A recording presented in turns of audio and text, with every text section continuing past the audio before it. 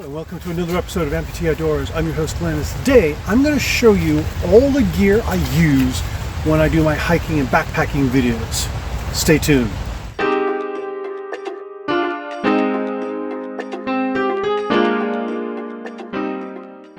Let's talk about the cameras first. This is a Samsung S21 FE, the most affordable version of the S21, and it gives me 4K resolution in 30 or 60 frames per second, which is great. On the back I have reflective tape to make it easy to find it in the dark if I drop it.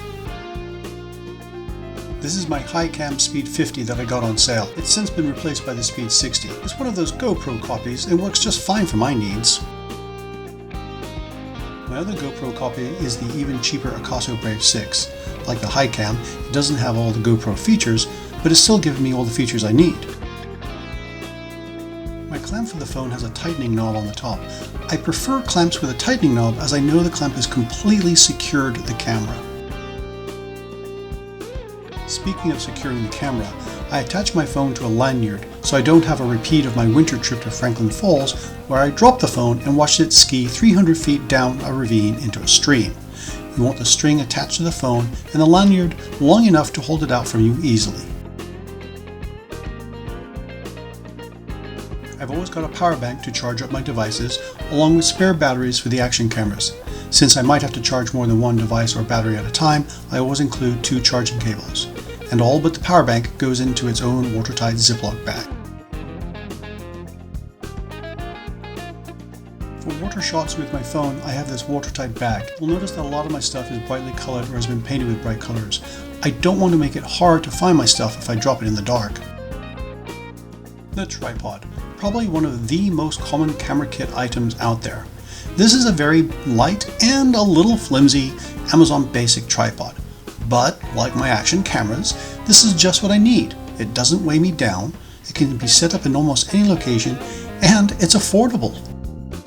It also makes a great selfie stick, which can be adjusted from short to, well, very long. One thing about light tripods though, is that you'll want to give them some weight if your camera and gear is heavy. A camera bag with a carabiner works well. If you know you're going to be hiking and filming in the rain, a hiking umbrella is a must-have. I'll put a link to my review of this hiking umbrella down in the description. This is one of my favorite pieces of camera kit, the Flex Stick. By the way, link to this and all the other stuff in this video is in the description. Next to the tripod, this has to be the most used item in the camera bag. I'm constantly coming up with imaginative places to set up my camera with this. In addition to wrapping it around random branches and trees, it can also be used as a camera stand and can easily be adapted to uneven surfaces.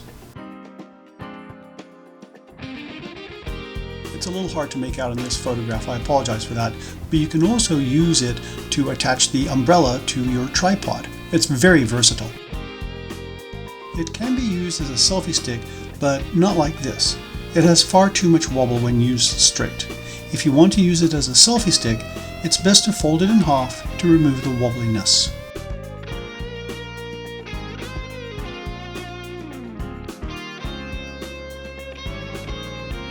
A remote microphone enables you to talk to the camera near a stream and cut out the sound of the stream, wind, or other noises. It's also great for distance shots where you want to show the scenery and still have your voice recorded. And like all other electronic devices, it goes into its own Ziploc waterproof storage bag. And finally, the most expensive item in my camera kit, the Hohem iSteady M6 gimbal. The 3-axis gimbal enables creative shots, tracking, smooth motion, and even fake drone shots. Please note that I don't bring this along when I know the weather is going to be detrimental to the instrument. For example, heavy rain or snowy conditions. So that's my gear, and like I said, some of the stuff I've bought on a budget because I wanted to save up money to be able to buy something kind of expensive. The gimbal, which is pretty pricey, and all the stuff, I've got links for it down below that you can look this stuff up yourself and decide if you want to buy it. If you do, as an Amazon affiliate, I will get a little bit of a pittance, very small, but it helps. And if you do buy something that I've got linked below, thank you very much for having done so. So I hope this has been informative and helpful to you. With that, I hope you can find the equipment that works for you. They have a great time making your own videos. And as always, I hope to see you out there. Take care now.